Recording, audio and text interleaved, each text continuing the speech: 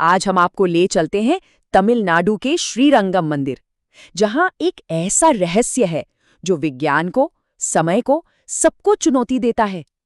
चलिए, आज हम हिंदू धर्म के सबसे गहरे और अविश्वसनीय रहस्यों में से एक को उजागर करते हैं। ये कहानी है महान संत रामानुजाचार्य की, जिनका शरीर करीब करीब 1000 साल से समय को जैसे मात दे रहा है।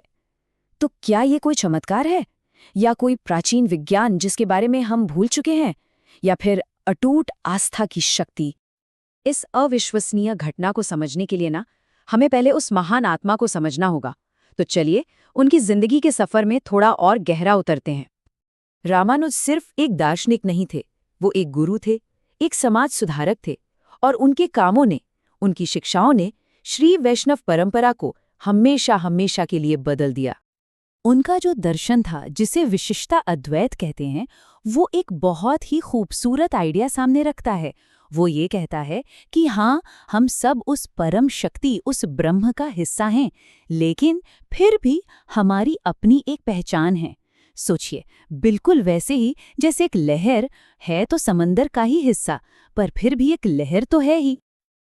लेकिन जो बात हमें आज यहाँ खींच लाई है, वो कुछ और है। वो ये है कि श्रीरंगम में आज भी उनकी मौजूदगी को कैसे महसूस किया जाता है, कैसे समझा जाता है। ये एक ऐसा रहस्य है जो सच में समय से परे है। भक्तों के लिए ये कोई मूर्ति या कोई अविशेष नहीं है। वो इसे कहते हैं तानान तिरुमेनी, जिसका मतलब है वो खुद यहाँ हैं, एक जीती जागती सांस लेती हुई मौजूदगी। और जब कोई इसे करीब से देखता है तो इस विश्वास की ताकत समझ में आती है। जरा सोचिए, सदियों बाद भी उनके नाखून तक देखे जा सकते हैं। भक्तों के लिए तो ये एक बहुत बड़ी पुष्टि है कि ये वाकई में एक मानव शरीर ही है। तो अब सबसे बड़ा सवाल ये उठता है कि आखिर कैसे, बिना किसी मॉडर्न केमिकल के 900 साल से भी ज्यादा समय से इस पवित्र रूप को कैसे सहेज कर रखा गया है? इसका जवाब आपको सच में हैरान कर देगा। इस संरक्षण का राज छिपा है एक बहुत ही सरल लेकिन गहरे प्राचीन अनुष्ठान में।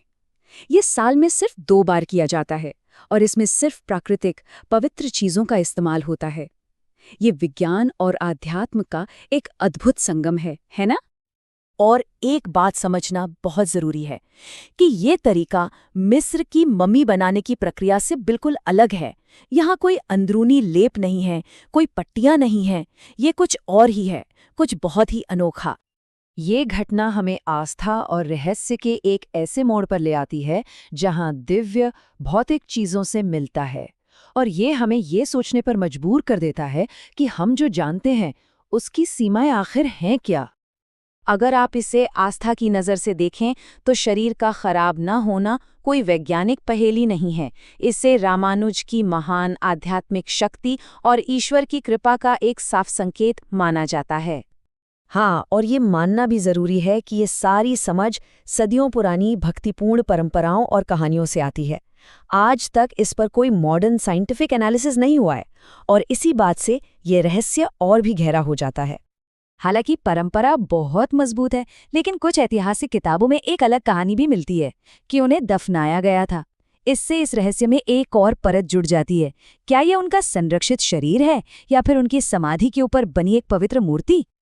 लेकिन आप किसी भी व्याख्या पर विश्वास करें, एक बात तो तय है, एक तीर्थ के रूप में इस जगह की शक्ति को कोई नकार नहीं सकता।